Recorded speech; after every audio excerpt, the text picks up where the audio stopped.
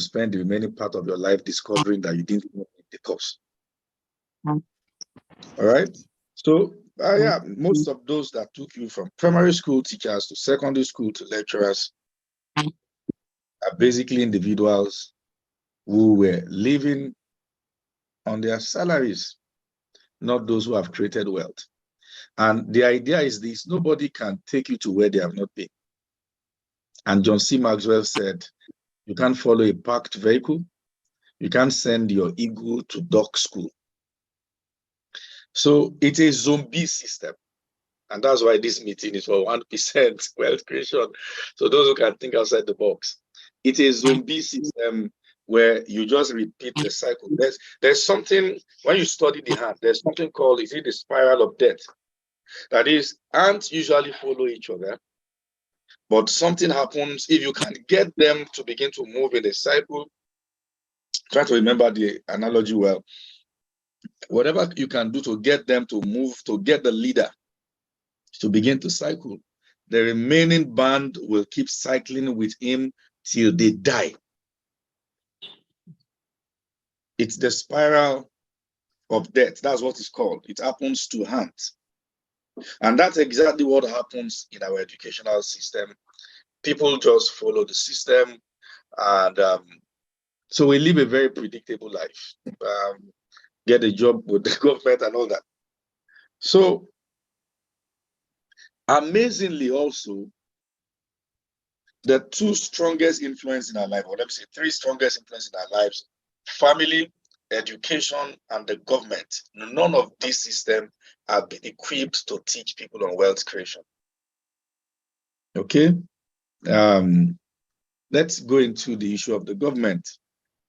Number one, do you really think the government want to empower you to become as wealthy as they are? Because the moment you get to their level, you can get them out of power. So it means that the policies of the government are centered around survival, not wealth. You hear soft loans.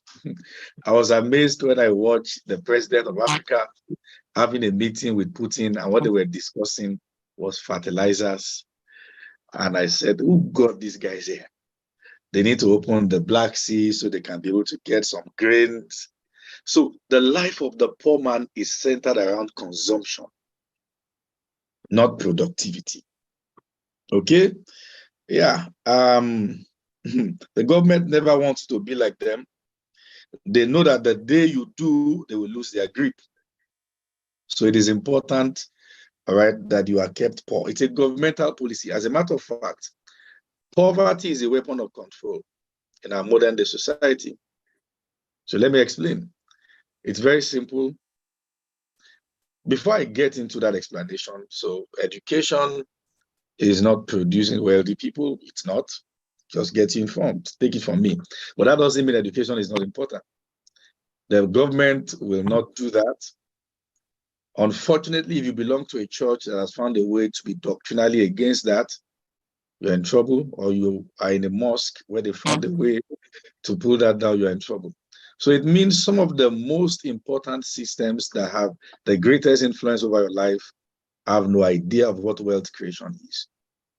And that's why the 1% of those that will survive all these infrastructures will be individuals who are thinking outside the box, outside the curriculum of the school, outside the reality of the government, and outside the pattern of families. As powerful as these three institutions are, they can also be some of the greatest problems. So this is the way government works. The guys have money, but they need power. To get power, you need people. Because outside the scope of scripture, power is control. To get people, you have to impoverish them. Then you have to lure them with palliatives. Then you control them. Then you have power. So the tool of control there is poverty. And that's why you discover that the poorest part of Nigeria is the north. And anyways, I don't want to go into the statistics of life expectancy, maternal mortality rates. All right, you find out that most of those things are higher where there's poverty. A lot is actually poverty. All right, so you need to, that's why you see that most of the campaigns are centered around we'll make roads, we'll build hospitals that they will never go to. We will do this. All right, recently the government allocated 700 and something billion naira for House of Rep members and senators, and then they were going to distribute, is it 8,000 for 12,000 household? All right, now that if you, now you don't need rocket science to know that if you multiply 8,000 by 12,000, you are dealing with billions of naira. Okay, that money could actually be used to build institutions that will get the people employed, but that's not the goal of the government. No government will make you wealthy. You must understand that. All right, so you campaign.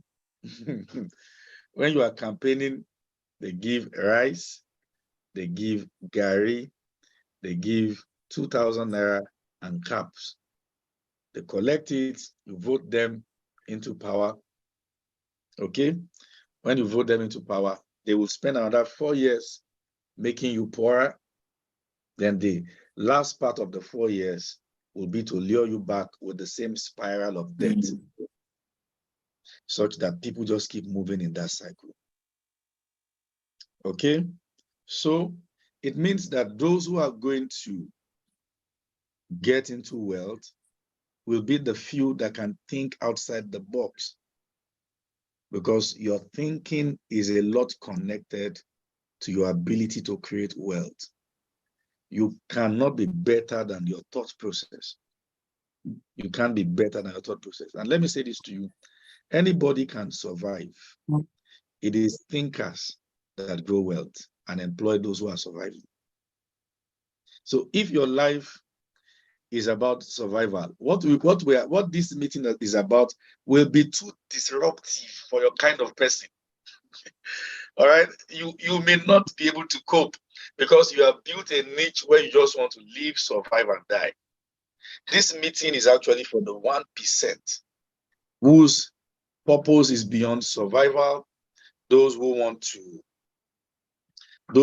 really do something worthwhile. In fact, most times I get skeptical about counseling people to take some lonely road, take some path, because only few people are passionate enough to see ideas through. Okay, only few.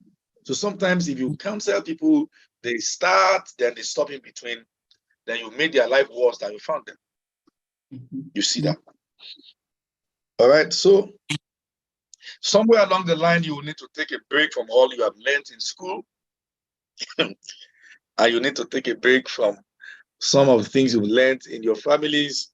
And you need to take a break from some of the societal structure to link up with the 1% doing exceptionally well. Hope you know that it is 1% of the world population that controls more than 80% of the world economy. Yes,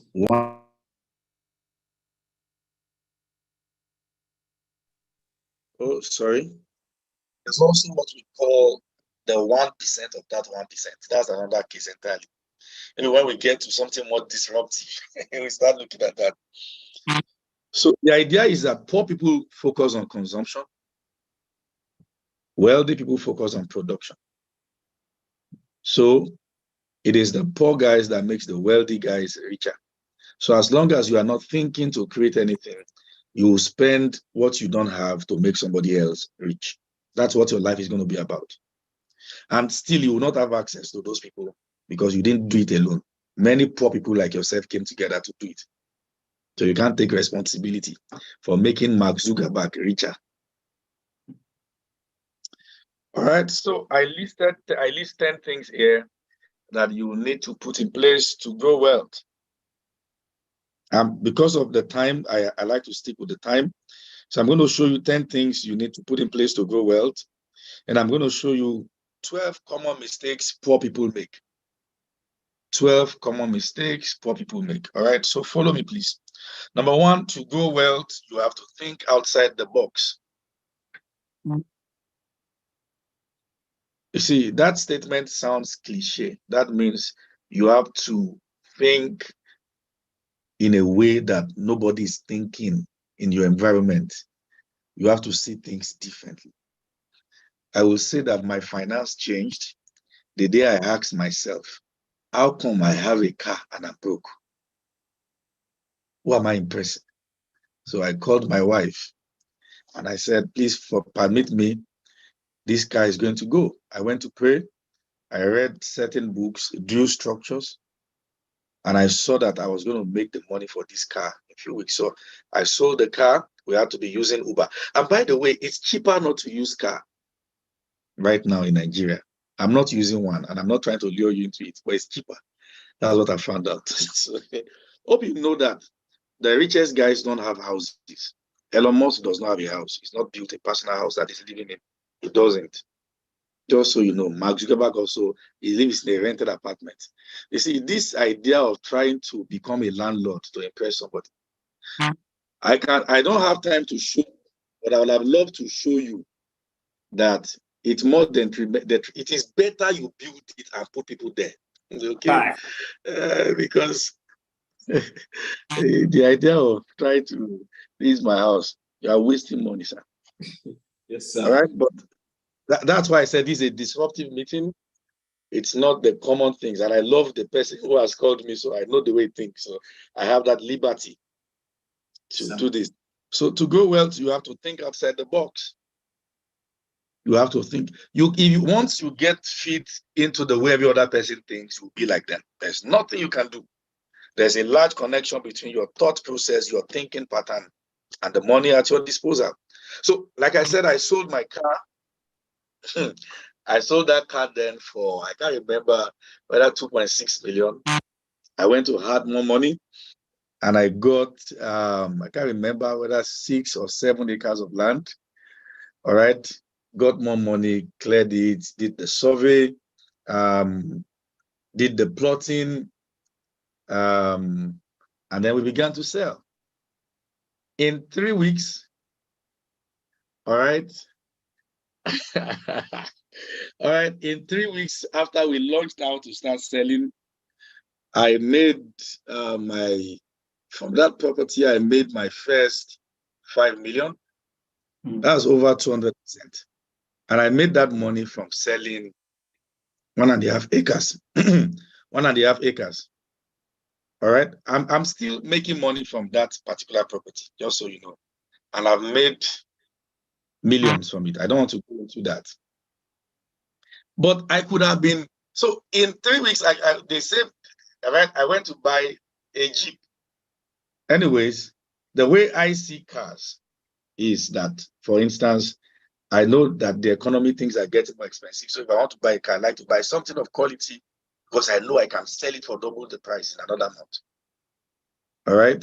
For instance, if you are using a Land Cruiser, a Prado, let's say 2014, you bought it 2 years ago. All right. Despite the fact that you have used it 2 years, you're going to be selling it for double the price now. All right. So, yeah, but sometimes you have too many things you don't need. You either decide you want to live as a big man or you want to make money. Wealthy people are not impressing anybody. You just want to make money. Ask many poor people, most of their desire is to get things to impress. They are not trying to get things to multiply wealth. Check. You want to get a car, you want to get this, you want to get that. Most of them want to get things to impress people, not to grow wealth. They want to buy this quality of suit, this quality of shoe. It's always centered around how people think, trying to give impression, and that's why it didn't start from you. It started from those that raised us, our parents. Many of you were made to study courses so they could boast about what you studied. That thinking is faulty. And some of you have started again. You already say my child will be a doctor. How much are they? So you have to be innovative. You have to think outside the box. Number two, you have to be willing to take a risk. Everything good lies on the other side of comfort. All right. So you have to be willing to take risk. Those men at the gate of Samaria said to themselves, if we sit down here, we will die. If we go to the camp of the Assyrians, we will die. All right. So let's take the kind of death. I will prefer to try and die than to sit down and die.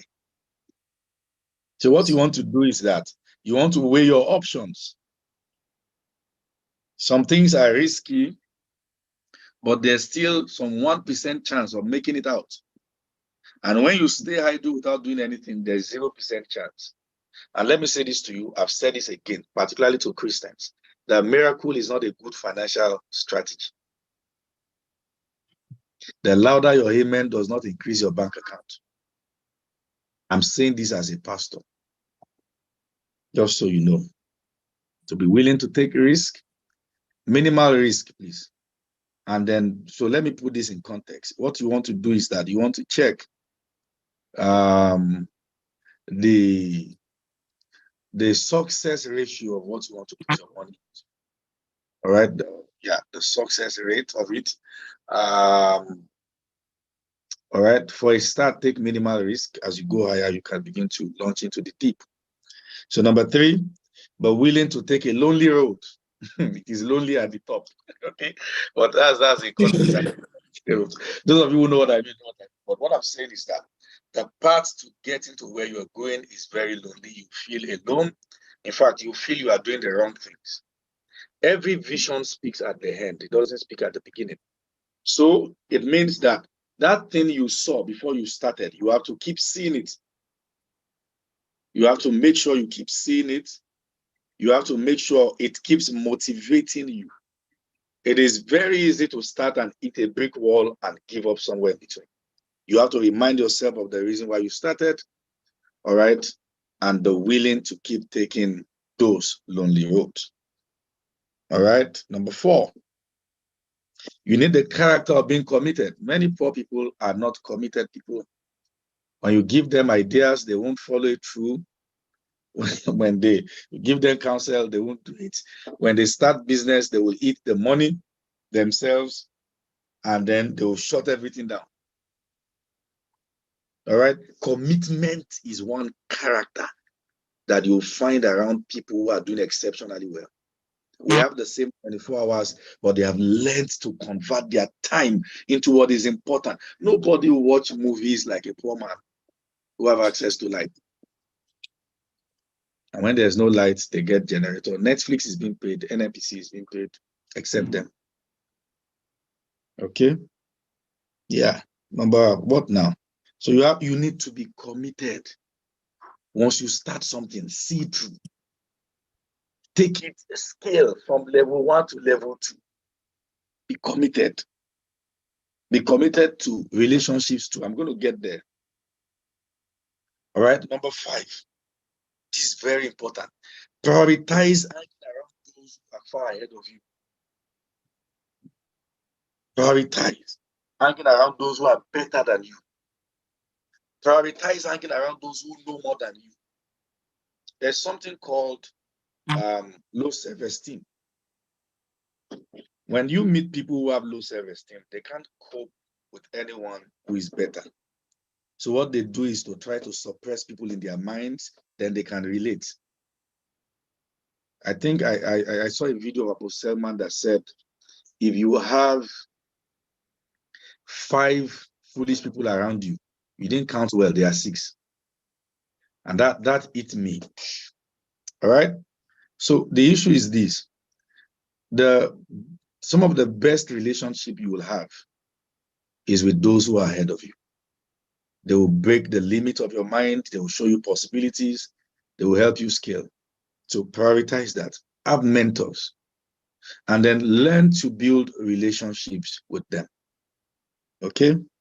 Number 6, build money discipline. Build money discipline. Build money discipline. Statistics have shown to us that a Chinese man holds money 5 times longer than an African. That is, they don't just spend.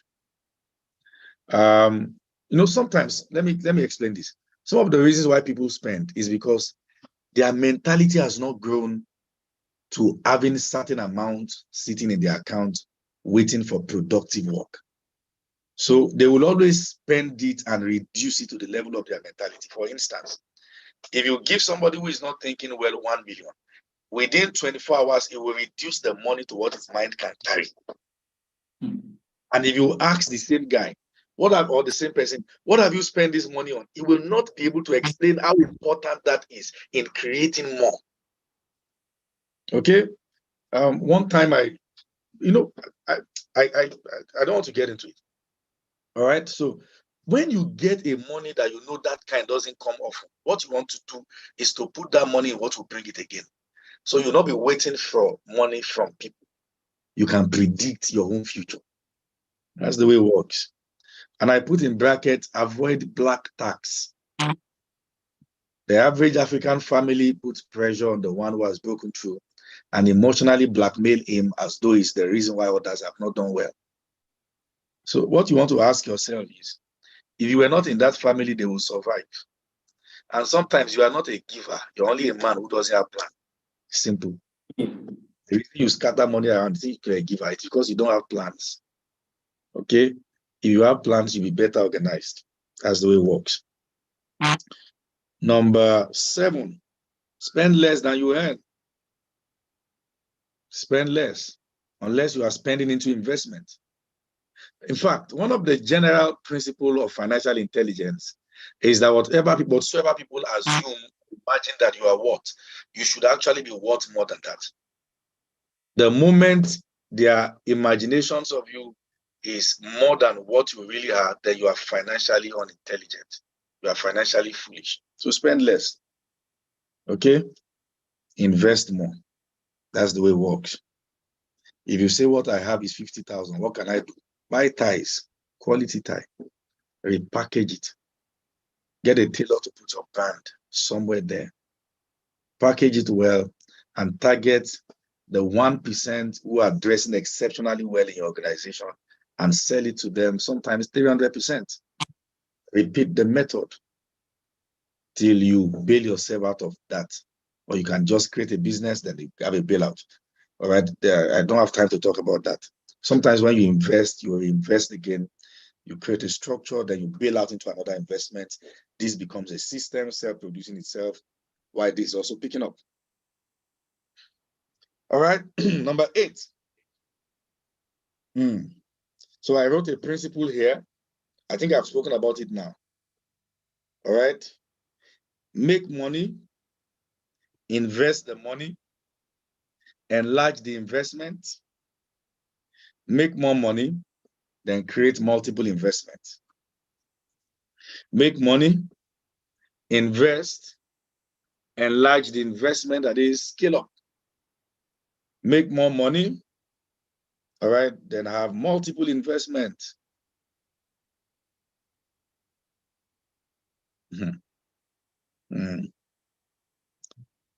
Stop waiting for prophecies. Start investing. And let me tell you this, buy land. See, I think people underrate the power of real estate. But you see, even the blessing of Abraham is a real estate blessing. I will give you a land. It's real estate. Even the blessing of Abraham is real estate. You see, I think I was listening to Pastor Poju speak about the fact that when their venue at Ikomu, the Covenant Place, I think they bought that venue, everything for, I can't remember again, I think 27 million naira or thereabouts. I can't remember, I think either 27 million naira or so. He said, the person who sold the property, no, it's not 27, maybe 50 something million. The fellow who sold the property, no, 75 million. And that's more than, that place is more than, let's say, the whole Covenant Place will be up to 4 acres. The fellow who sold the property to them bought each plot for 500,000. Can you imagine? 500,000. Now you can't get a plot there around that same location. I'm not sure you can get a plot for 500 million. That's how powerful real estate is. All right, but I'm not here to advertise real estate. Just follow. But let me know if you can still hear me, please. We can hear you clearly, sir. Okay, thank you. All right, let me be fast. I also wrote another principle as number 9. You will make your first 1 million from hard work, your first 10 million from smart work. I think I saw this somewhere. And your first 100 million from relationships.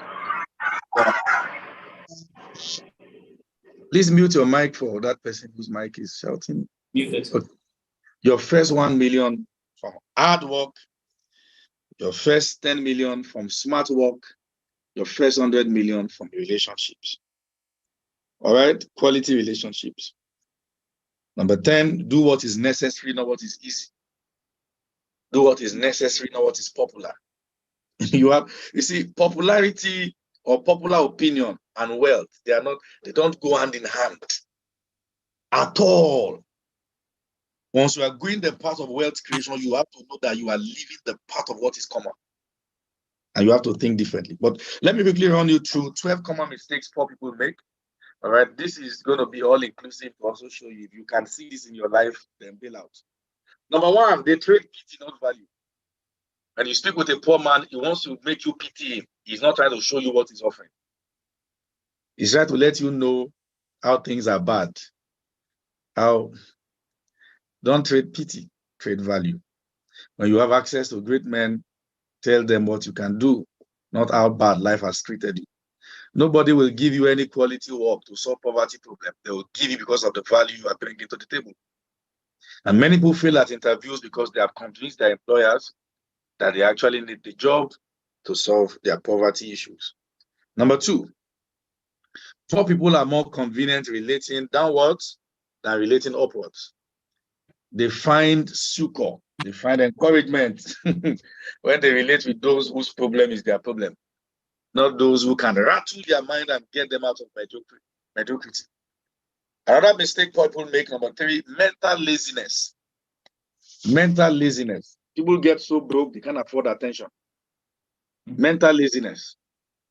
All right, they don't think. People don't think. You ask people, what's the strategy you have to get out of this situation? No strategy. What's the plan? No plan. What's the structure? No structure. I know God will do it. I know my Redeemer liveth. He liveth also. There was Lazarus the poor man. Number 4, you see, poor people always have fear of commencement. They have brilliant ideas that they will never start. They have brilliant ideas they will never start. They value their fears more than their ideas. Number 5, procrastination. I will start this tomorrow. I will start that. I will start this. People procrastinate till house rent becomes a problem. Procrastination. There are things that are not emergencies. Pregnancy is not an emergency. Rent is not an emergency. You have 12 months to repay rent. You have 9 months to deliver. Number 6, superstition. The Bible said a poor man will not leave his house, for he said a lion is in the city. They are the most superstitious people. You know, they say that women are not supposed to do this business, because when a woman do this business, she's not going to find a husband. Superstition. Number 7, lack of financial education. So it's not just the lack of it, it's the unwillingness to pay for it. That's the problem. So he said there's this webinar and I'm amazed that this webinar is free, because some of the things that are going to be coming out of this place are not cheap. I say there's this webinar, it's 5,000 naira. The fellow you will hear say, why would I say that? That's the fellow who is broke. Okay. And he won't mind spending that money on, because somehow, all right, I'm going to get there. In Africa, we believe everything should be free. And I tell people, whenever you don't invest in getting information, the information can't work for you. They will have asked me, so I have a master class coming for ministry management and structural administration. Why is it not free? It's simple because people trivialize what is free. And I gained the knowledge at the cost. I have courses I've enrolled for that cost millions, where I learned. I had to pour cold ice block on my head so I could study and prepare for this meeting. Because I've been stressed throughout the week. This is Saturday, you want to read, I have to pour ice block on my head. That's somebody investing that time. So if it comes at a price, pay it. If it doesn't come at a price, find a way to be a part of it and say, I've been touching this. How can I be a part of this organization? How can I speak to the person organizing it? Stop expecting everything to be free.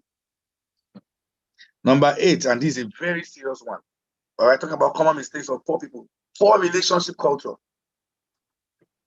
They will save your contact in less than 5 minutes. They are sending you broadcast. Some have sent broadcast to their destiny helpers, and now they hate the messages that come from them. Save their very careless things, careless decisions. They upload status anyhow. You are trying to get an investment from someone worth hundreds of millions. You are uploading a status, Sapa no they finish. The person who will relate to such money cannot be talking about Sapa. Carelessness. Not discerning differences. Just putting everybody in the same mold. Sometimes I go for meetings, people see me. I say, Apostle, good to see you. Can I have your contact? Give them my number. The following day, I'm getting broadcast message. And I'm wondering how. Of course, find a way to block those numbers. Poor relationship culture. Number 9, wrong priority. Wrong priority. Poor people prioritize instant gratification. You can see that from the story of Esau. Give me this food, I die. Jacob said, give me the future. Esau said, give me today. So you have to make sacrifices of today so you can get the future. Once you can think like that, you will break out. So it means once you have, let's say, something comes to just think future, then you'll break out. Number 10, poor people are always confused. What's your plan? I don't know. Can we do it? Confusion. Always confused, but never asking for solution. Never asking for the way out. All right? Always confused. And you will think confusion is not anything you should hold anybody to. Unless you see that there are books that has dismissed what you are confused about, or you are just not reading it. You see, number 11, poor people despise information. They despise information. They value everything else except information. And unfortunately, they said if you want to hide anything from a black man, put it in a book. Right? Number 12, poor people value things. Wealthy guys value ideas. Yeah. Poor people pay for things. Wealthy guys pay for ideas. Sometimes people pay a huge amount of money, millions, just to be seated in the same room where some people with certain ideas are seated. But the broke guy goes to ShopRite and he complains that things are bad. I think I have to stop here. Thank you so much for bringing me to this platform. Wow. Thank you so much. If you've had an amazing time, can you? I really want to hear our feedback. Really. You know, I've been seeing comments. I just want to say thank you so much, sir, for gracing us with this wealth of wisdom. If you permit, I would just like to take just one question from someone. Just one question. Okay. Who's going to be that lucky person? Just one question. Yes, please. Just one question. Thank you so much, sir, for that. Okay, someone is raising and see a hand. Oh, I guess it was a mistake. Just one question. You just raise your hand if you have a question. Just raise your hand. All right. Okay. Who is that? All right, so you can unmute yourself and ask your question now. the person who raised his hand. All right, Tiami, Taufik, kindly unmute yourself and ask your question.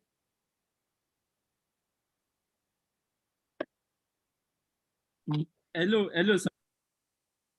All right, go ahead. We can hear you. Introduce yourself and ask. Can you hear me? We can hear you. Introduce yourself and ask your question. So my name is Tiami Taufik. I was really blessed as a result of, let me say, this program this afternoon. So I have a question I want to ask, sir. Go ahead. Now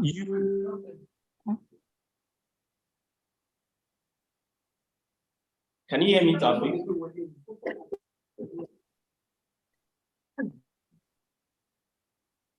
Okay. Oladipo, can you go ahead with your question? Oladipo, can you go ahead with your question?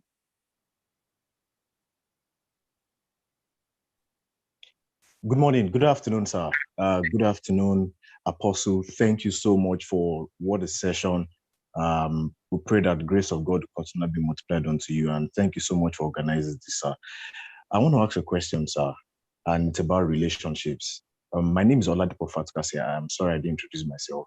And I lead a ministry here in Ibadan and on campus in Akure, Futa. My question is, how do I repair a broken relationship, seeing that the person is experiencing or getting results in life? I'm as well getting results in life, but something happened. The relationship broke apart, and I feel very strongly that we should still be connected in partnerships. But then, how do I go about establishing this relationship? The second party in context now was the one who made an offense. We were able to talk about it, but ever since then, it has not been the same again. And we are really making progress at our levels. It would be so beautiful if we still remain together and do great things for God in life and as well for humanity, sir. That's my question, sir. And I think the question also applies to those that are even ahead. How do I, peradventure, a relationship with a senior colleague or a mentor got damaged at some point? How do I repair that relationship so that I enjoy all that God has in stock for that relationship, sir? That's my question, sir. Am I supposed to go ahead? Yes, sir. Go ahead, sir. Okay.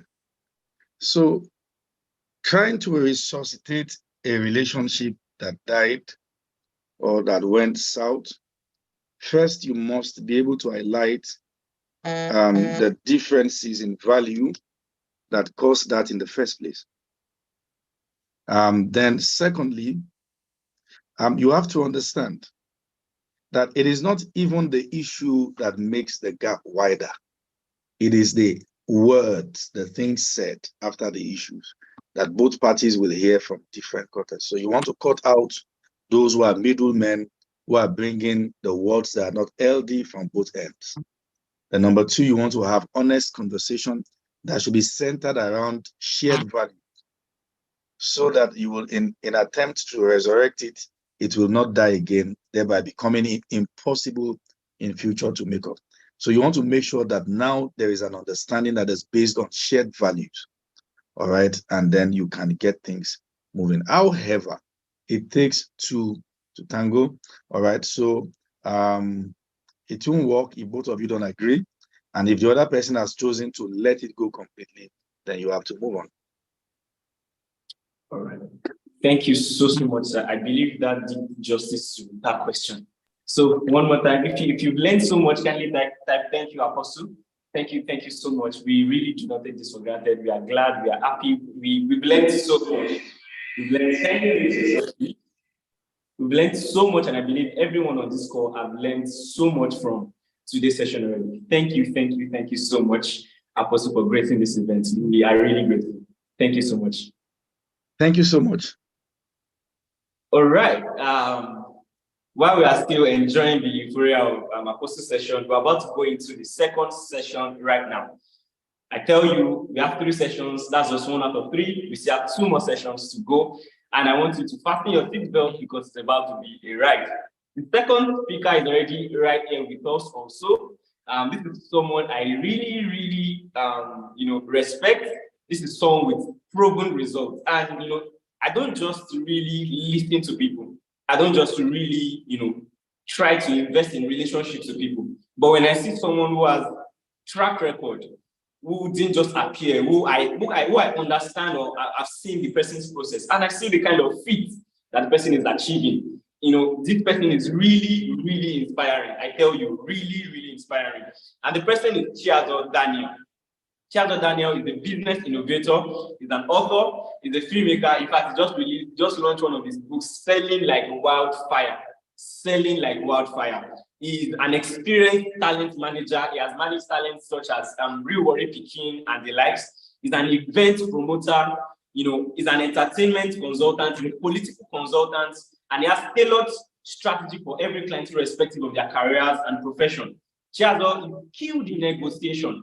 Trust me, he's skilled in negotiation, human and resource management, communications and public relations, strong media influence, and he has experience backed by a first degree in applied physics from University of Port Harcourt and a second degree in media and communication from the Pan-Atlantic School of Media and Communications. Ladies and gentlemen, Chiazo is the brain behind most of the brands you see out there, although you might not know he's the brain behind them. Without wasting further time, without any further ado, kindly make welcome with me, Mr. Chiazo Daniel, for his session. The floor is yours, sir. Welcome. Thank you for joining.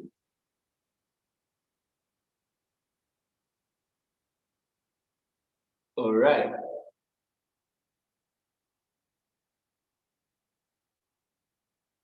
I believe he's trying to connect now.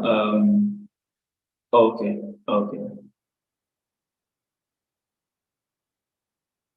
Can Mr. Daniel hear me?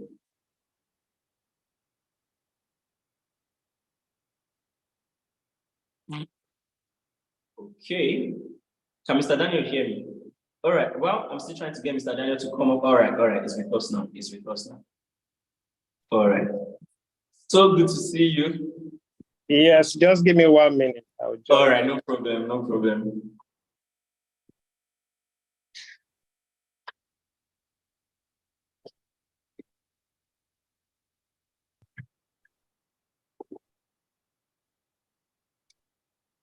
Okay. Hi, everyone. Good afternoon. Good afternoon. So good to see you. Thank you for joining us. Sam, yes. What's the session? Yes. Sorry, I thought your class started maybe by 1, so I wanted to hear from the other. It started by 12. Oh, great. Okay, no problem. It's a privilege having to speak to people who are as hungry as I am, people who want to learn, people who want to grow their finances and also know what it takes to multiply their income. So it's this is the worst time to be an entrepreneur, but this is the best time to be successful. You understand that? Are you sure I'm trying to, okay. Okay, good. I don't know if you can hear me. We can hear you clearly. Okay, great. So like I was saying, I said, this is the worst time to start a business. That's for people who are scared to start their business, but this is the best time to be successful starting a business, because what you are going to be looking out for right now is solutions to problems people are currently facing. Do you understand? A lot of people just jump into business because they believe that it's supposed to be a business. Some businesses, some ideas are not meant to be a business. They are just meant to be like, let's say, a hobby. You understand? Let's say you know how to sing in church. Until you know how to turn it to a business, that's when you are supposed to try to go do music. You get, if you check in churches, you see a lot of people who have great voices. Yes, it could be a hobby, but what makes people call you an entrepreneur is an ability to generate income, have a business that can solve a problem, and also have an ability to handle challenges. Do you understand it? A lot of people are scared to make mistakes. That is why we are not successful today. A lot of people are scared to do what is beyond their usual capabilities. Do you understand it?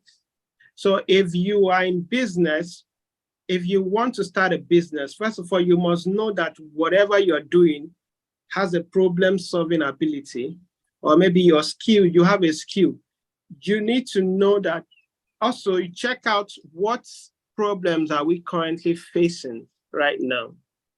You get, despite Uber and Bolt being in business, there are a lot of other brands coming up to solve that same problem. Do you understand? Imagine there's this Shuttlers and the rest of Plenty Waka and the rest of them. These guys, despite the competition and despite the market already saturated, these guys are coming into the space and they are thriving. What do these people know that the rest are not, they don't know? You understand? Now, let me use as a case study with that aspect of business. Now, Uber is solving a problem of people moving around every day. Now, Shuttlers is solving a problem with people going to work or trying to go to their office every day. Now, if you work in those corporate brands, they have staff bosses that take their workers or their staff back home.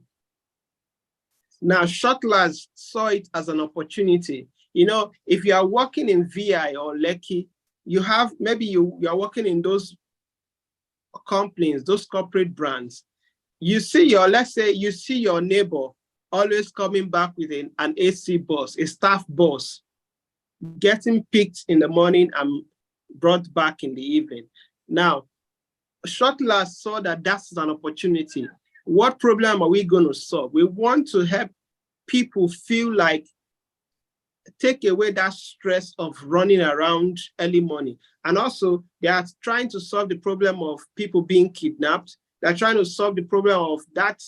There's a type of job you do in Lagos. You don't want to get to work, maybe sweating. You want to get to work looking like you work with a corporate brand. So despite the competition, there's an opportunity. Do you understand it? Now, the worst time to start a business is because whatever business you're starting now, if it's not a service-based business, it's going to involve you paying so much. You understand? I remember I started my business with less than 500K in 2018. Because I had skills, social media skills, I could do things that I didn't need to pay people. But now, that same business, if you're starting it now, whether it's going to be social media based, you're going to spend nothing less than 4 to 5 million. Now, it now leaves you with, before you start a business, learn valuable skills that will make you a better entrepreneur. Do you understand it? A lot of people are thinking petrol is going high, foodstuffs are going high. But do you know that despite how much expensive these things are, there's an opportunity for people.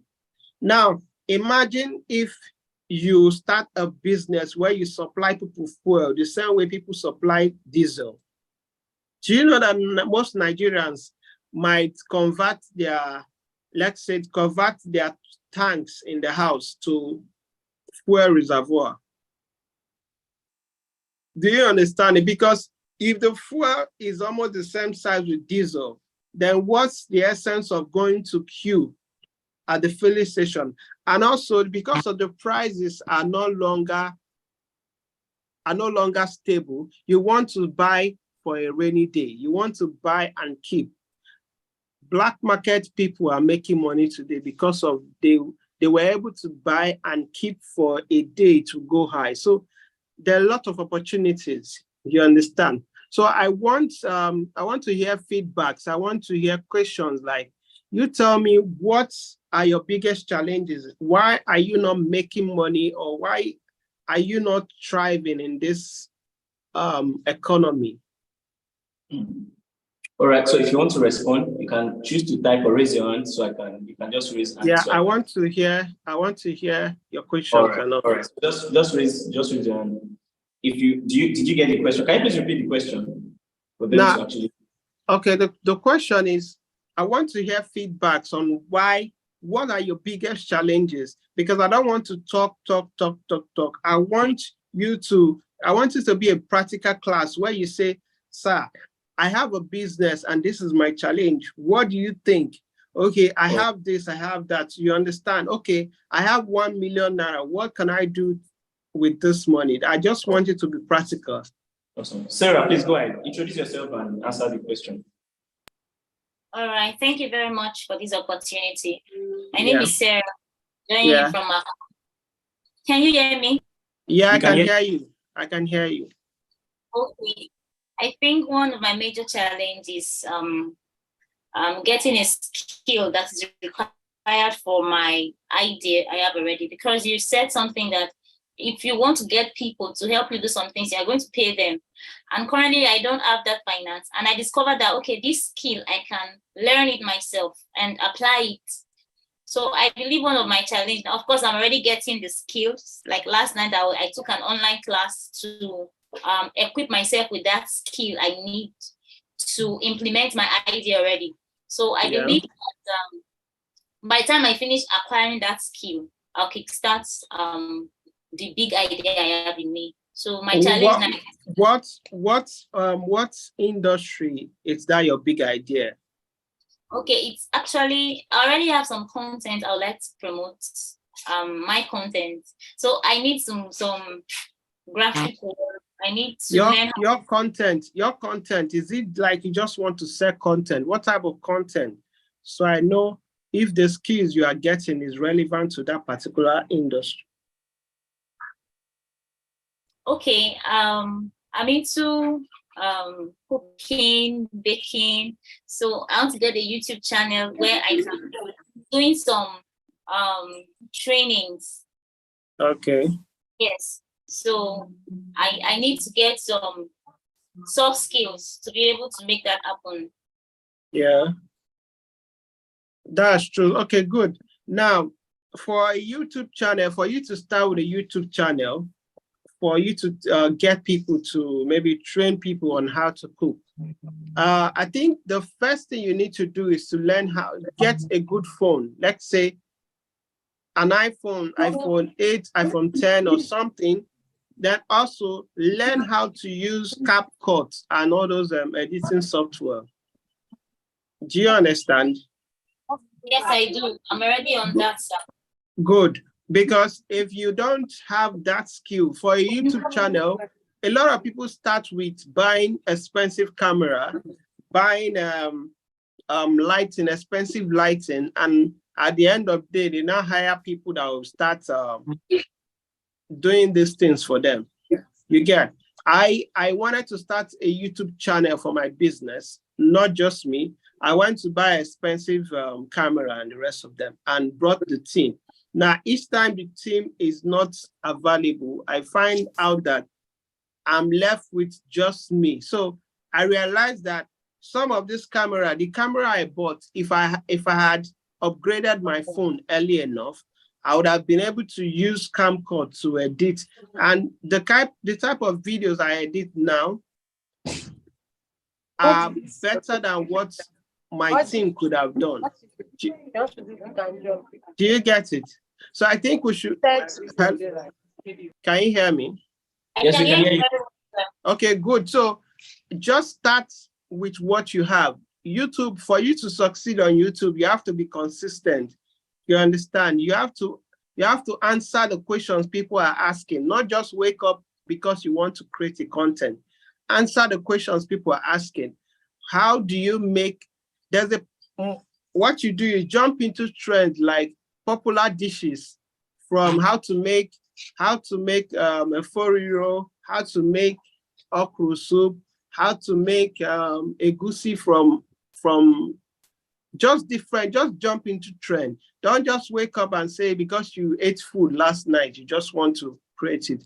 Because people are already asking questions on Google and on YouTube. So if your content applies to what people are looking for, that's where you're going to get attention. You understand? So who else has a question? So we can Thank you go very on. much. I'm very clear. You're welcome. All right, Mary, go ahead. So hi, Mary, good afternoon. Hello? So I think I should continue. Adejari, are you ready? Yeah, good afternoon, sir. Yeah, All right. yeah, good afternoon, Mary. No, this is Olamide. Okay, All right. Olamide, hi. Okay, so I based in Ibadan. I'm a female photographer, cinematographer, and a content creator. So my own issue and my question is, being a photographer in Ibadan is more like you wasting your time, because, okay, over the times, the client I have met, they prefer to pay like a lower amount to what I like, to what I charge. So I feel like, what can I do to, to make them pay like the exact amount or the price list? Or do I need to leave maybe Ibadan for Lagos? Because I have friends in Lagos whereby they charge a way higher than what I do here in Ibadan. So my question is, how can I, just move from that point where people will tend to pay lesser than what is on my price list?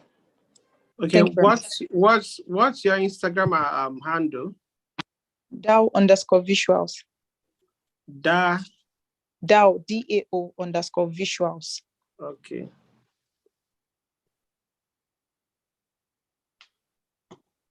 D what? DAO_visuals. DAO_visuals. Okay. Because I want to check out your page before I advise you. Okay, sir.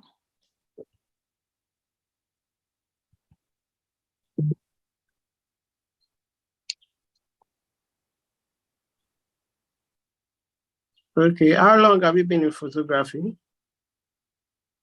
Okay, I was using my phone when I started, but then I majored into using the camera last year, October.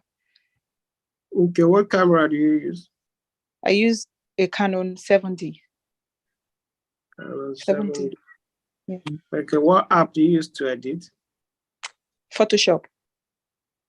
Then sometimes Lightroom if it is an event. When last did you go for photography masterclass on editing? Well, actually, I'm still in school and exam and everything. So I decided to, watch those videos on YouTube to brush up what I know. Okay. So I do YouTube almost every day, learn one or two things before then maybe go to Lagos to go for a masterclass. Okay, there are two things that will make a photographer. There are two things that makes photographers. When I moved from Port Harcourt, before I moved to Lagos, after my university, I studied photography. I realized that for people to patronize you as a photographer, you have to be the most popular photographer at that time. Okay, sir. Does that make sense? Yeah, I'm with you, sir. Good. Now, you are in school. My strategy back then was, I knew that I had a job with a photo studio that didn't have all the expensive equipment, gadgets, but it was just opposite the school. So, but I knew that people don't trust company, they trust the individual, they trust the photographer in that particular space. So what I did was, I decided to start doing photo shoot for the most popular models at that time. Okay, sir. Also, I did, anytime they do Miss Uniport or Beauty Queen, beauty pageant, I try to build a relationship with that person that won the pageant, and I'll do a photo shoot for that person for free. I'll just do a collaboration with a makeup artist, get people to create a concept, and then a fashion designer. Then I create a shoot for that particular beauty queen. Do you understand? That thing grew my popularity back in Port Harcourt too, from me not being able to be popular, not being able to get paid what I wanted, to being rated among the top 5, from school to being top 5 in Port Harcourt. So what you need to do is, first of all, you need to grow your social media account. Then also try and collaborate. If you see big events happening in your school, try and go there, take pictures. Imagine, let's say Olamide comes to your campus. You take pictures of Olamide and tag Olamide. He might repost, or through hashtag, people are going to like it and see it. So if your people see that you have been able to shoot popular let's say popular celebrities or popular models, they will reach out to you for payment. You don't have a right to charge what you are worth until people that patronize bigger people have patronized you. Do you get it? Yes, I get it. So you need to constantly grow. You understand? If this is your passion, just try and be doing a lot of collaborations. You get, because at the end of the day, one of your photos is going to get attention. You can take, I don't know if you guys have mountains, river or so. Yeah, you guys have. Yeah, we do.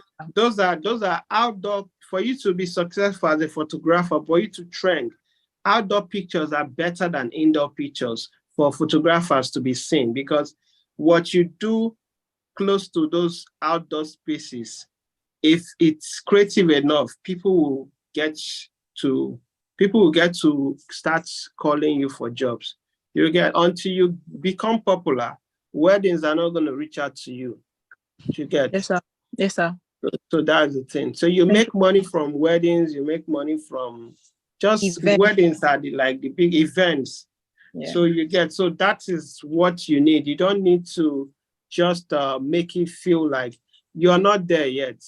Don't overwork yourself. What you need to do is to work on yourself, because if you become better, if you're short, even you will know when you are there. Do you understand it? Yes, sir. You get it's like when I go back to my pictures I took back in school that I was popular, I'll say, God, so I took this picture. Are you serious? So you want to go back and tell the people, please, can you retrieve this picture? Let me take it again. Yes, sir. So you understand. So keep working on yourself. Right, sir. First of all, just sir. Okay. Can collaboration make me like grow or make me boost and known to people, like collaborating with a makeup artist than a model? Yes. The what will grow your page is collaboration. What will make you money is shooting very mind-blowing pictures. You get most photographers in Lagos, what they do is collaboration, but don't collaborate with everybody. You have to know now how you do collaboration is, if you see somebody that has 10K followers on Instagram, you collaborate with them because you are less than 500. If you see somebody that has 5,000 followers, but don't collaborate with somebody that does not have followers. Okay, sir. You understand? You get, because the more visibility you get, the more attention and people popular you get. So that's how it works. Okay, thank you very much, sir. Good. So now I want to speak on how to generate income from your business. You know, a lot of people are these days, they are starting business which is so much money.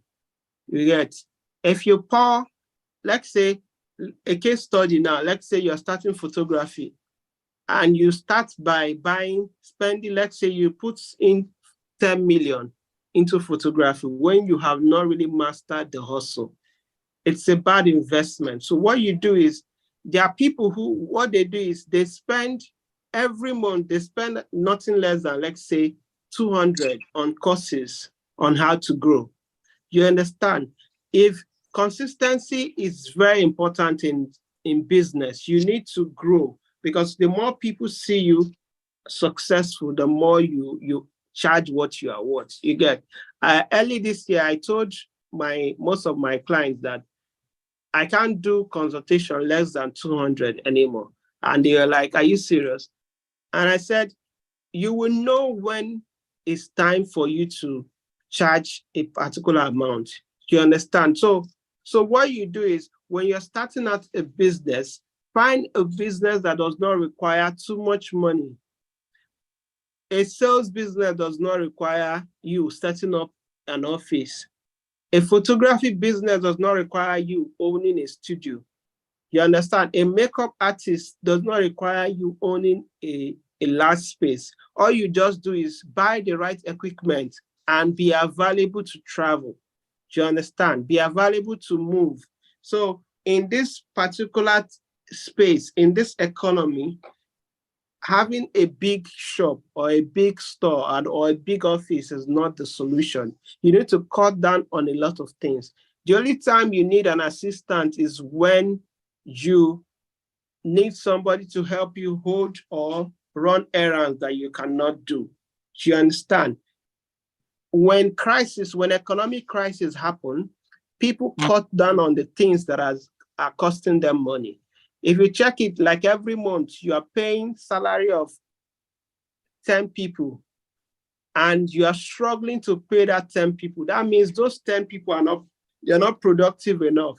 Because if your business has grown to a point where you have to pay 10 people, that means if you calculate it monthly, that means that 10 people are making you nothing less than ×2, because the reason why you keep somebody in your business is because the person is productive.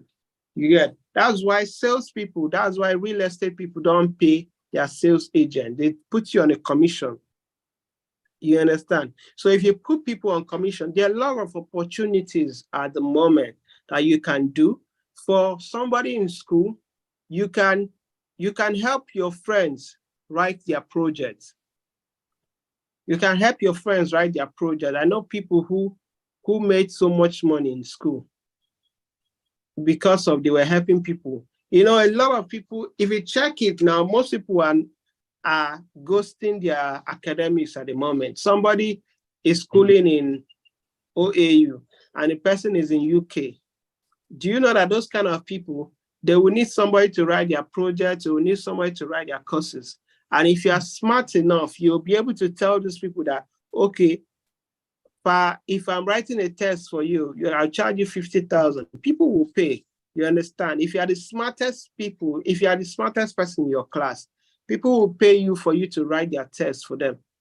You understand?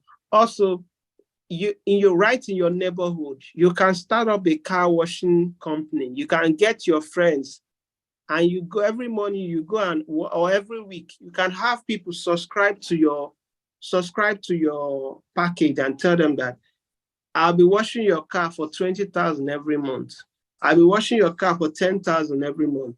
I'll give you 3 times every day. And because you have enough time in your hand, you're only doing a business that because you have enough time. Imagine if you have enough time to wash 5 people's car in a day. You get, if you are not yet successful, you need to bring down yourself, because now washing people's car could put you in the place of, I have people who come to my house to wash my clothes and I pay them 7,000 per day. So imagine if the guy washes, let's say, washes like, do like 3 different washing for different people in a day. That's over 21,000 in a day. So why people are complaining about money, some people are earning more You get, so there are a lot of opportunities. I'm trying to break it down for you so that you don't make it look like I'm talking from an aspect of a rich or a successful person. I want us, because I believe we're all young. If you check it, we're all young. Where some of us are in school. But then how do you survive as a student? And also, while in school back then, I used to help people find apartments. I used to help people find rent apartments. If I see year one students, I go to their, where they are doing their registration. I tell them that, are you looking for an apartment? I'm an agent. I'll help you get an apartment. My commission, my inspection fee is 5,000. And that day I've made 5,000. Imagine if you are helping a lot of people get, there are some people that you just, there's so many opportunities you get. There's so many opportunities you can do.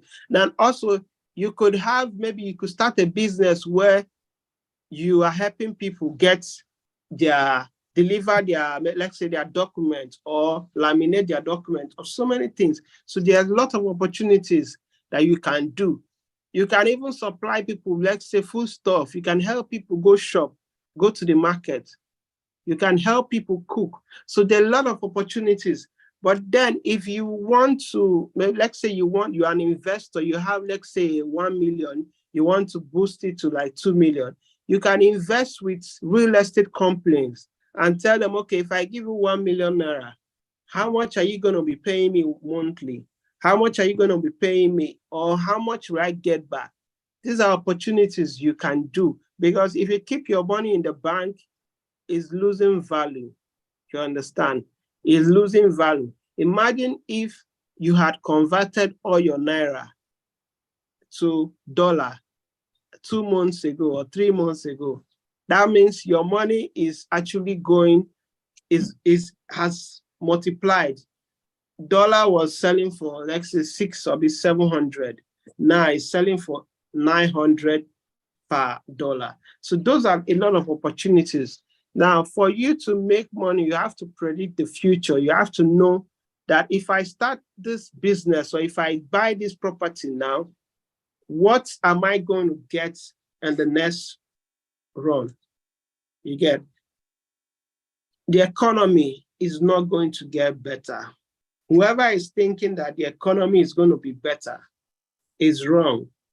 Is it Nigeria is not going to get better, but you can get better. You can get rich. I got rich in 2020. That was the worst time to be rich. That was the worst time to be rich. Do you understand? But I got rich. Why? Because I had skills. I was prepared enough to do. So since I have 5 minutes, I want to answer some of your questions. Please, can you, I need to get questions, please. Adejoke, please go ahead. Adebobola, please go ahead. Yeah, Adejoke.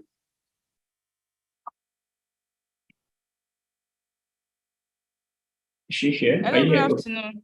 All right, good afternoon. We can hear you. Introduce yourself. And hello. Yeah, good afternoon. Yeah. Yeah, thank you very much, Mr. Daniel. It's quite amazing. And Mr. Adesina, it's been good following. My question is, how can you advise, or what suggestion do you have for somebody that have, this kind of power that she wants to do this, she wants to do that, but luckily I'm finding my strength around my passion actually, but it's been challenging.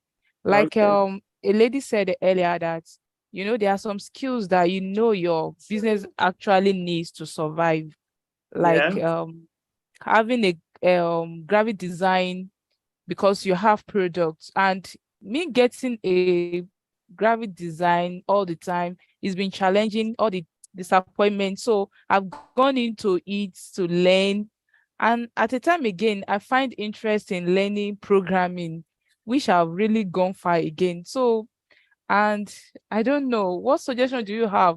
I could see like everywhere at a time. Okay, you mean like learning graphics? Yeah. Learning graphics. The business I'm currently into now is making natural skincare or anything that has to do with herbs, helping people in their wellness. So, but along the line, I found out that I can't do that successfully without having a good presentation of my products. So that drove me into designing Okay. and also into programming. Okay, so what's your question exactly? So my question is, I could see that at a time I would get stuck on myself that maybe I'm not focusing enough, You or mean I'm just get stuck with the designing or what? the everything, like I'm just I the think energies is just being. hold on. I think her question is that she's doing something, but then she still has interest in a lot of things. She's learning graphic design, she's learning coding, she's learning this. So that is confusing her. She doesn't know how to focus on one, how to really know which one to do. Okay. Why did you start skincare? Yeah, I started skincare because then when we got married, I noticed that every kind of thing we got is like one problem or the other, and I don't like the results we are getting. So I was like, I can get this thing done by myself, and I'm sure what is going into my skin, my family at large. And that was how I get into it. And I could see a lot of people actually having that problem. I have my Okay. customer base truly, but it's not at the pace I really want because I'm kind of divided. So I like, though I've read a lot of book like Entrepreneur Minds and some Robo Kiyosaki books, is currently helping me, but I'm just throwing it. I know you've been there maybe at one point or time. How were you able to handle it? Why are you making money from skincare? Yeah, currently I'm making money from skincare, even when it is not as exposed as it's supposed to be. I mean, Like social media how much wise. do you make in a day? In a month or so, like say in a month. Okay, in a month, if after every expenses that I can call my own, I can say 50K will be my as a profit currently. Okay. Okay, good. So the thing is that, everything in business is consistency. A lot of people don't persist till the end, they give up or they go and start another business or they try to do a side hustle. The graphics, the only reason why you're supposed to do graphics is because you want to design your skincare look, rebrand it or so. But you don't need to be crying over I'm not making money or you think that this is right. Because first of all, until you master one business, until that business start making enough money, like say 200, 300 per month, and you have people working for you, that's when you can dive into other aspect of business. Do you understand it? Because once you take your mind off this business, you lose passion, you lose concentration, and your interest start dying. When your interest start dying, you end up getting tired of that's your first love. Do you understand it? You Yes, need to very ask well. you need to ask yourself, why did I start this skincare? You get if you are not making enough money, you should invest into like marketing or promotion and all, because it's good for you to do graphics and the other one, but your primary assignment is what people know you for. Because if you have started for like, let's say, 3 years now, if you stop doing that business and go into another business, your friends who know you will not ask you, why did you stop? They will just believe that she not finish anything. And you need that influence of consistency to win people over when you finally succeed. You get one day you could be sleeping and somebody asks you, you see they do that in your skincare. That question is, there are two things involved in that question. That question is, oh, I just say you don't stop them. Another one is, okay, I want to buy. So what if on that period is those period where you are tired, or maybe you are trying to give up and you don't have any product? If you disappoint that customer that day, you will never win them back. So focus on your skincare and do the design as a side hustle. You understand? Side hustle is just a complement you when you are not making money. Like one day, maybe one bad month of skincare, graphics can pay you. It could be like 5, 10K, 15K. Do you understand it? Yes. Good. So I need more questions before we wrap up. Thank you very much, Mr. I'll Daniel. just take one more question. One more question. Okay. Go ahead. Yeah. Is Mary ready? Toluwase, please go ahead. All right. Good afternoon. I want to say thank you very much, Mr. Chiazo, for the insights you've been giving us, and also the organizer of this program. Thank you so much. Yeah, my question is, I think it's very simple and quite straightforward. I'll say the question is, what's your advice for someone working on a 9-to-5? And is it possible to, because with the way the space is these days, it's like the elderly ones, the experienced ones, they don't want to resign, they don't want to retire. And it's not giving enough space to the upcoming ones. So my question is basically, what's your advice for someone working 9-to-5? And is it possible to be successful working 9-to-5? Yeah, thank you. What job do you do? Where do you work? What type of job? I work with a bank. All right. How much is your monthly take home? Monthly take home is about 250. Okay. The question is, can you be successful doing a 9-to-5? Yes. Do you know how many business partners I have today? They are all working at a bank. As a banker, there are a lot of opportunities because you know who has money and who does not have money. Do you understand it? Yeah. First of all, you have opportunity. You have access to take loan from the bank. Loan to start a business for either your friend or your brother or your sister that they can monitor for you. Also, you have access to take a loan either to build a house or something. Depends on what you want from it. Do you get it? Yes. Then yes. Also you have access to people working in that. People you manage their accounts. There are people who have money in the bank and the money is just lying fallow in the bank, and they are looking for a ways to double their income. You get the biggest thing you can do is to talk to people like Popeyemi that have access to properties. You can convince your customers to buy and double their income and tell them, okay, some bankers, they convince their customers that say, give me 100 million. I want to build this property, and this property will be making us amount every month or every year. Those are opportunities. You have opportunity to also, you can take a loan from your bank and let's say get a car and put on transportation. A lot of opportunities. If you are waiting for you to say your 250,000 monthly is going to make you successful, you could be working in a bank and be growing your experience, managerial experience, then saving money to start a business. So what you need to do is look out for opportunities on how to ask questions, ask your bigger directors, how do you guys make money?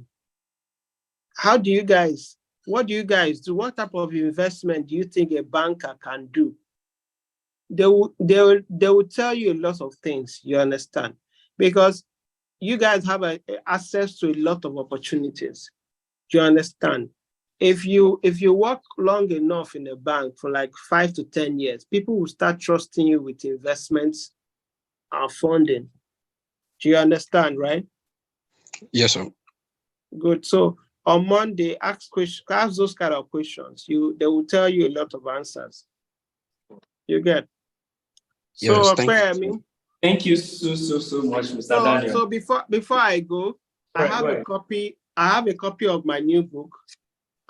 It goes for 20,000, but I'll give it for 7,000 to anybody who wants to get a copy. Wow. So you just place an order with Okpeyemi and you get it.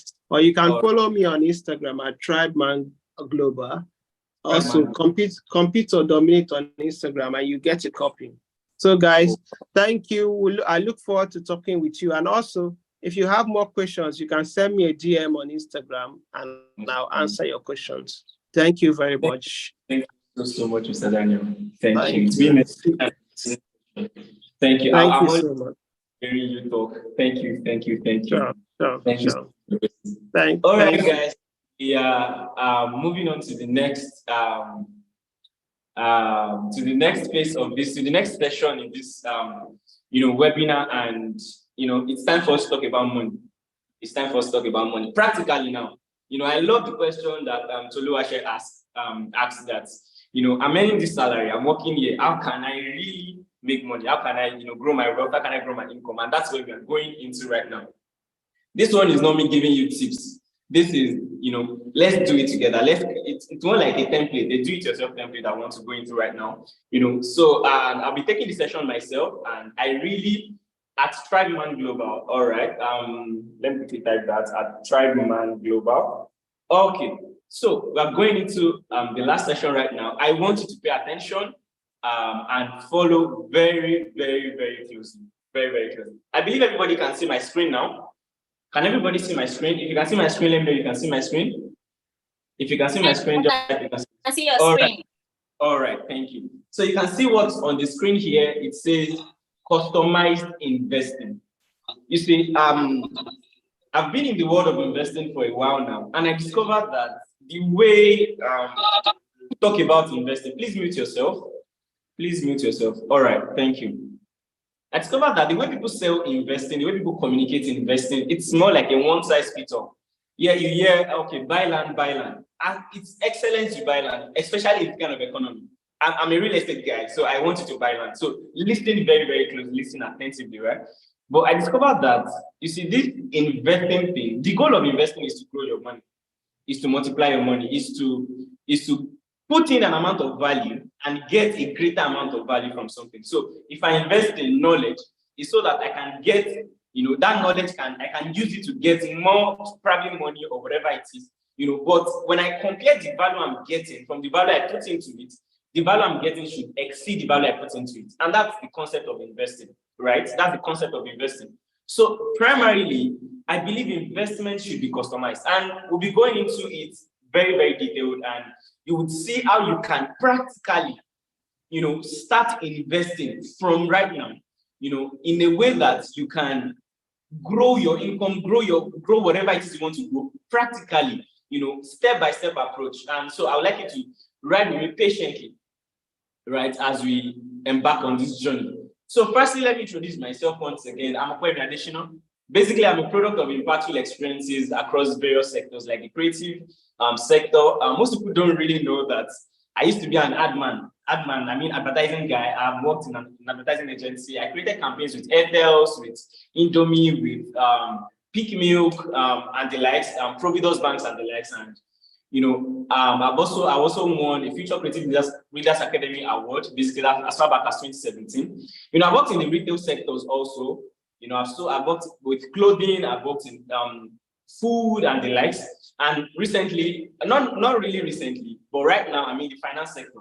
So basically, I kind of have a cross-sectoral experiences that puts me in a position to really have a wider perspective to things. And I'm a 3-time national awardee. I'm an author of 5 books, and also I like to call myself a wealth literacy coach. Not necessarily, I don't believe in, I prefer wealth literacy to financial literacy. I think financial literacy is just you knowing what to do to put money away. But wealth literacy is how to actually put that financial intelligence to work to actually build wealth. Right now, I'm the founder and CEO of Adesina Limited, and I currently lead the vision to build the world's first Pan-African resort. You know, many people ask me, okay, is it that there's no Pan-African resort? And I answer, it's simple. When you say Pan-African, it means all African. It means it cut across every African. You know, we'll get there in a jiffy. All right, so this is what we're talking about this afternoon. Why customize your investing? And I'll be looking at a case study, you know, in this aspect. And then I'll be sharing with you a DIY template that you can adopt, a do-it-yourself template that you can adopt. That whatever level you are, whatever state you are, you're a student, wherever you are right now, you can adopt this template to start investing, to start growing your income, to start growing your wealth.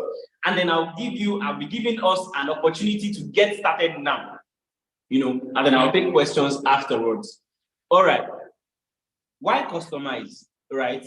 You see, the concept of customizing what you invest in is that one of my mentors would say, life is in phases, men are in sizes. Live your size per time. You see, someone who doesn't have a consistent income yet, you know, the person's goal is to eat $1 billion. That's their financial goal. That's not like self-deceit. I love what Apostle shared with us. You see, it takes a great level of discipline to be honest with yourself, right? You could hear when Apostle shared with us that he had a car and he asked himself, how come I'm broke and I have a car rather? You see, many people really are not honest with themselves, and that's why it looks as if they keep chasing the air, right? You need to understand where you are and take the stages gradually. So there are 5 stages here that you can easily categorize yourself into: financial instability, financial stability, financial security, financial freedom, financial abundance. Financial instability means you don't have a consistent income yet. So you are often worrying financially. Oh, you are at a place where, you don't even have money to eat. And the next minute you have money.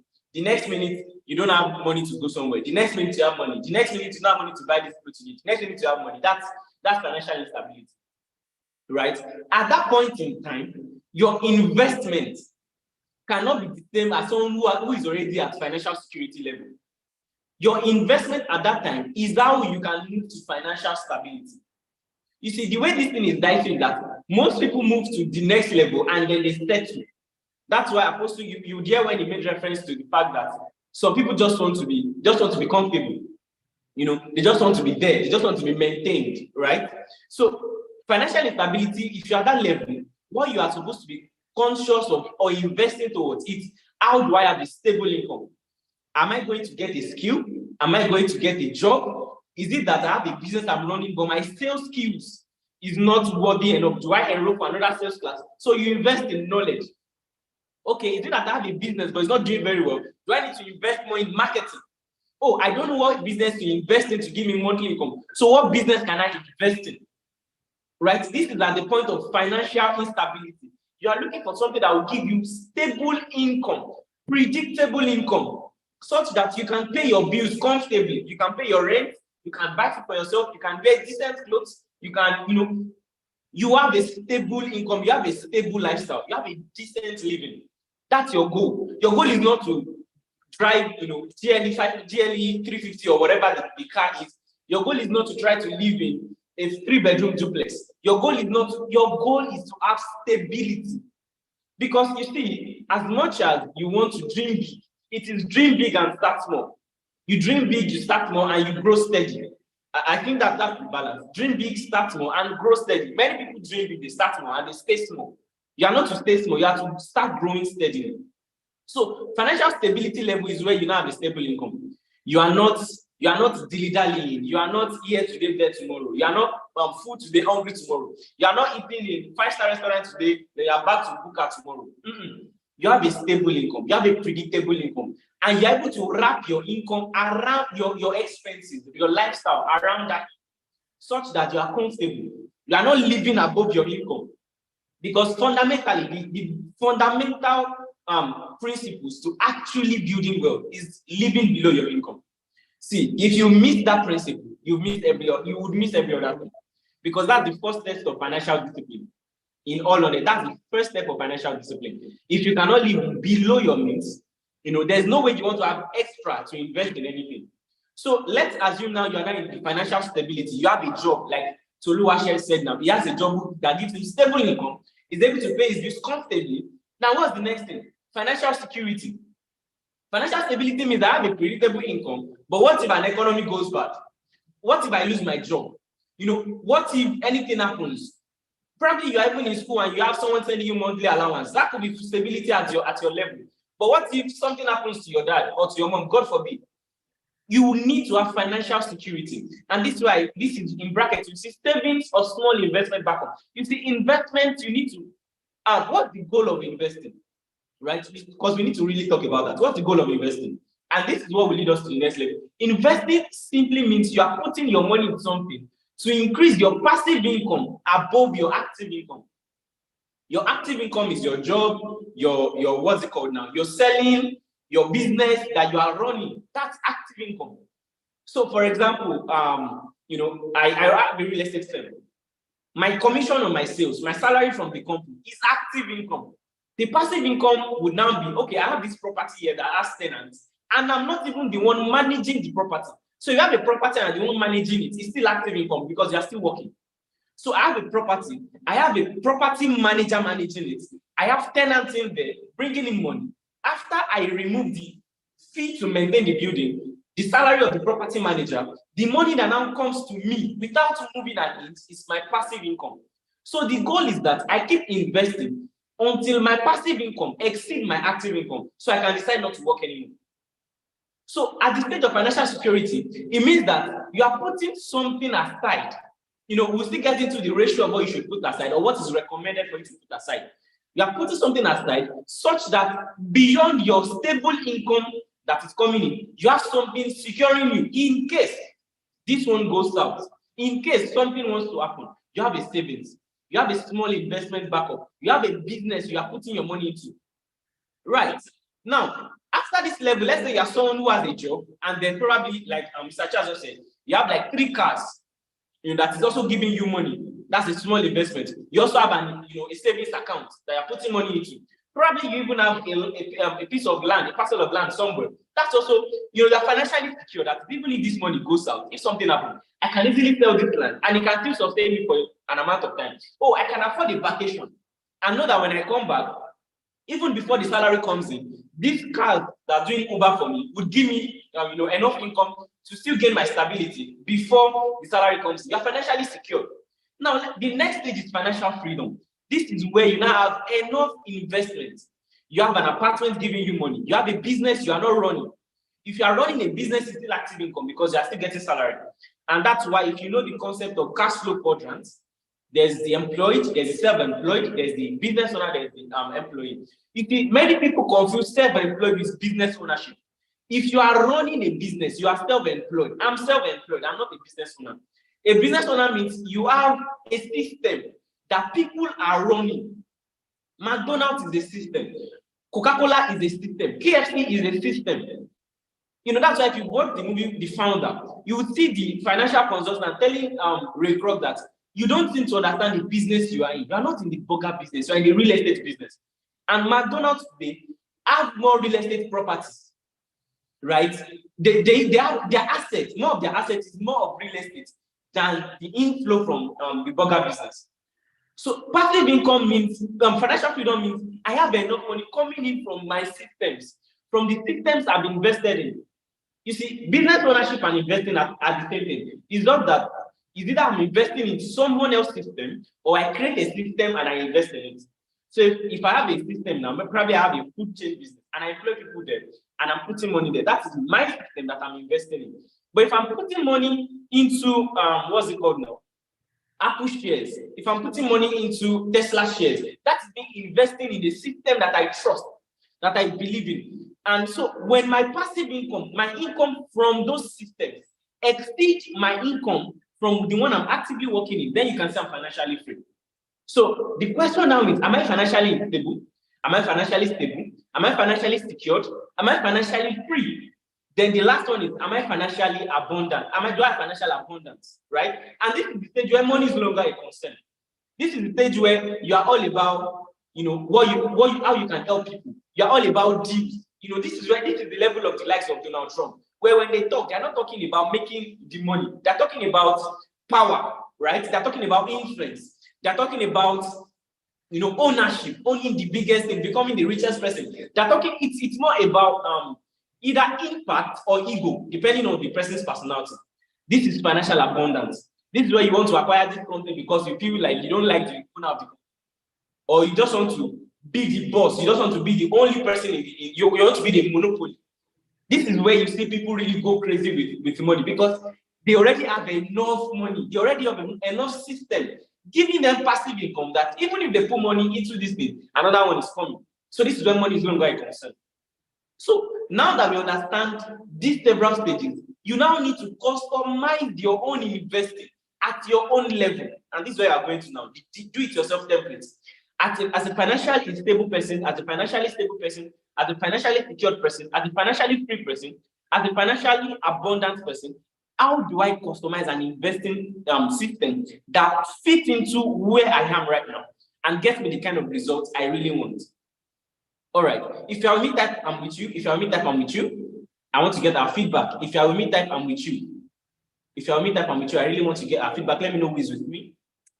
If you are with me type, I'm with you. All right. Thank you. Now let me take a case study. And I'm using Tony Lumelu because I feel it's someone everybody here knows. Now, this is a popular story he has shared online, so I just picked insights from it. When he finished NYSC, he said he just admired people who worked in bank. He loved, the way they dress and all those things. At that point, he was financially unstable. The goal in his head is to get a job because he just wanted to start his career. His goal here is not to become a multi-billionaire, even though that might be the big goal. But like you remember, I said, dream big, start small, and grow steady. Right? Grow steady means keep growing, grow consistently. That's why you hear the term slow and steady wins the race. You can be slow and stagnant, but make sure you are slow and steady. You are making progress, right? So what's the next step? He got a job. He's not employed. He's not financially stable. And maybe probably as he's still, employed, he's putting in savings somewhere. He's putting in money in certain shares, right? He's putting money in certain businesses that people are running. So he has a backup. He's financially secure. What's the concept of security? If you live on this side, you lock your door, you lock everything, but you employ someone to still be at the gate. That means you have like a backup for in case something wants to go wrong.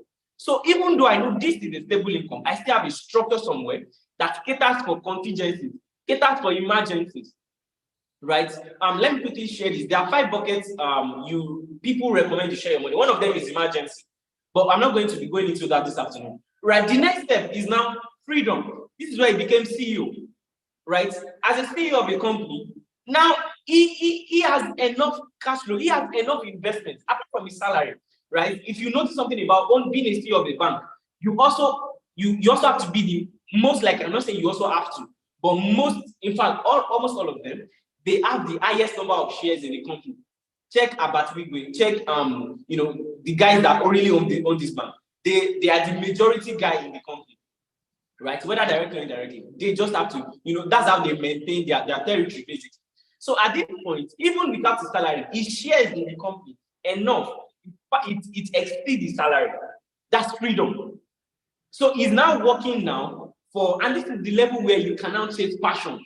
You can now go after fulfillment because now your basic expenses, your standard of living is not dependent on how hard you work. Right? You now work hard towards what you really love, towards what you really want to do. Right? And now that the chairman of Holding, now is abundance. Now we can give millions of dollars to entrepreneurs annually because it's no longer about the money, it's now about impact for him. So you can see that the things he would invest in when he was looking for a job was self-investment, right? Was getting a job, was whatever it would take him to get a good job. At level of being employed and stability, if he wants to be a CEO or if he wants to start a business, he's investing in change, right? He wants to start putting money aside for the business he's hoping to start. He wants to also still invest in himself for the kind of challenge he's about to take on. He wants to also invest in assets that he can sell when he's ready to start the business, to raise the finance to start the business. You get, at the level of freedom, he's now investing not because he's looking to raise money, but because he wants to increase his passive income so strongly, such that money stops being, a concern. Money needs to be a point of concern or an headache to him, whereby I can now live in financial abundance. Right? Let's move on now. Now, this is the DIY template. You start from income goal, to profit and saving, to broke invest, to passive income, and then you repeat the process. Now, let me take you one after the other. Income goal means right now at your level. If you are the financial instability level, the question is, how much do I need monthly to have a financially stable life? That's your income goal. So if you say, okay, for me to have a financial stable life, because now I have an unstable income, I need to be getting 200,000 naira every month. Now, the question now is, how much do I have now? How much am I getting now? 50,000 naira. Out of this 50,000 naira, what do I invest in that will be giving me 200,000 naira every month? Am I to go and learn the sales skills and be selling for a real estate company so I can be earning commission?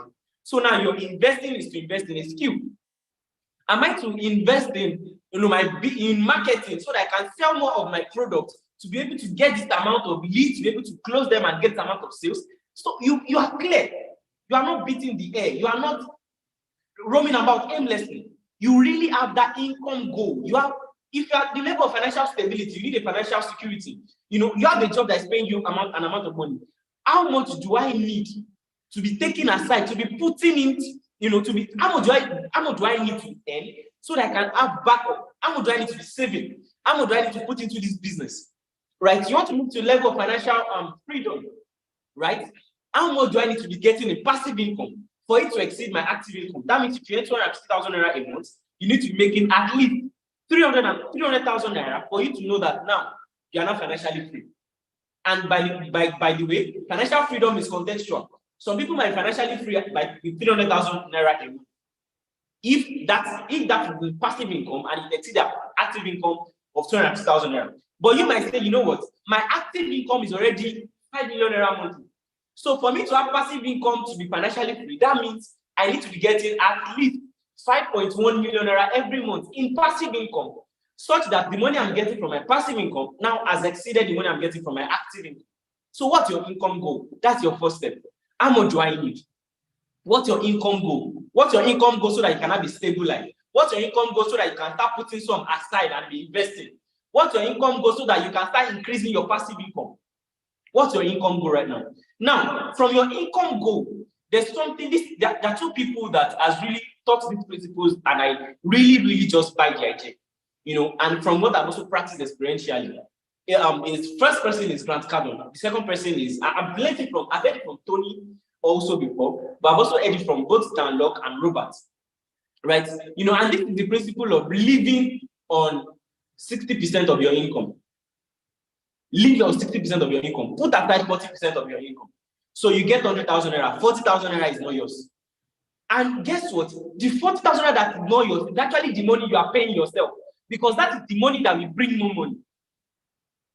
Right? That is the money that will really bring more money. So the money you pay yourself is not the money you use to buy stuff in the house. The money you pay yourself is not the money you use to buy clothes, because that money went somewhere else. The money you really pay yourself is the money you put into something that is really going to make more money for you. So 60% you pay other people, 40% savings, 40% savings, and you are not just saving aimlessly, you are saving towards an investment. So you make 100,000 naira, 40,000 naira is your own, 6,000 naira is for expenses, right? And that's the money that goes into asset. It could be into a course, it could be into a skill, it could be into land, instrumental payment that you're doing. It could be into a business, it could be into savings towards a business, it could be into savings towards an investment. Don't save aimlessly. Save towards a goal, save towards a cost. So 40% rule. And if you can, you are so crazy you can. Grant Cardone flips it. He says, live on 40%, save 60%. Robert Kiyosaki says, save 50%, live on 50%. Pay yourself 50%, live on 50%. Whatever it is you want to adopt, probably 40%, save 40%, live on 60%. Now, as you are putting that one aside, you are still broke, right? Now, this next step. You are still broke, but you have enough in savings that you're not investing. So you are broke investing. You are broke investing. You are broke investing in yourself. You are broke investing in a business. You are broke investing. There's something I have come to learn that I really hope a lot of people get to understand. And this is something I've seen in the lives of everybody that I really admire. Apostle also said it this morning that stop living to impress people. Many of you, once they increase your salary, everybody knows. You might not announce it, but you change your car. Suddenly, that your suit is too stale in your eyes. You change it. Suddenly, you just feel the need to stop. just unnecessary spending, and you're not doing it for the right cause. You are doing it so that people can know that yes, you've arrived. That is, the fastest route to poverty, right? You want to have about, like Apostles also said, he reiterated it, and I'm referring back to it because I really feel these are principles that are universal. Whatever people, however people think you, however rich people think you are, make sure you are at least 5 times that rich. So if you think, Okwe has 1,000 naira or 1 million naira in his account, the ideal thing is actually that I should have 5 million naira in my account. That's the ideal thing. So broke invest, keep owning lands, keep owning properties, keep owning businesses, and people should still think they are on the same level with you. I have a colleague, he's a very good friend of mine. And we're working together at my former place of work. His salary was, I think, 35,000 naira. But this guy has about 10 people, if not more, on salary of 45,000 naira each. He has chains of businesses, gas business, fast food businesses, and all those things. So he's not on the job for the salary. He's on the job because he's understudying for his own. So you can see him also saying the same thing you are saying, but don't think you both are on the same level. He doesn't have a car, but he has people on salary. He has chains of businesses across about 2-3 states. What am I trying to say? You don't have to impress anybody. You don't have to impress anybody. And as you are broke investors, what are you doing? You are increasing your passive income. You are increasing your passive income. So, for example, now you earn 200,000 in a month. You keep putting 20,000 naira aside. What's 40%? That's 20,000 naira aside, right? 40% of 200,000 naira. That is 40,000 naira aside. You keep putting that aside. You keep putting that aside. You keep putting that aside. You continue to put that aside. You continue to put that aside, such that you get to a level where you cannot invest that in probably a real estate property or a business you like. If not a business you like, a business that is making money. And then that now start giving you more money. It start giving you more money in passive income. And guess what? That passive income is still not yours. What do you do again? 60-40 rule again. From that income, 40% again goes into savings. The cycle continues. The way Danlop put it is, you increase your income, increase your profit, that's your savings. Increase your income, increase the ratio you save, and then you increase your investment also. So before your income was 200,000 naira. Now your income plus your active income is now 50,000 naira. Your savings also changes, it increases. And then your investment also increases, your passive income increases, and the cycle continues. This is how to customize your investing. This is how to customize your financial goals. This is how to customize how you grow your wealth. Right? Are you following me? Now, for someone trying to really know how to get started, this is something we are working on, and this is something I believe you can actually get started with, regardless of where you are. As I said, I'm currently leading a vision as a CEO of my company to build the world's first Pan-African resort, and it's called Chanzo. Chanzo means source in Swahili, right? So it's a destination to enjoy signature African hospitality, entertainment, and lifestyle. So you can come to Chanzo and shop Kenya clothing. You can shop South African. You can eat South African food. You can visit. You can experience festivals from Morocco. You can shop artistic pieces, paintings from Egypt, and all those things. So it will have a mall. And I'm going to go there in a minute. So there's the Chanzo Square. This is where you can shop African crafts and cuisines. You want to shop African pieces, it's going to be in the commercial area of Chanzo, right? That's what's called Chanzo Square. Now, Chanzo then is the festival arena where you can experience the African theatrics and entertainment. So I don't have to visit Lagos as a Kenyan to see how Eyo look like. I don't have to visit Egypt to know how their festival look like.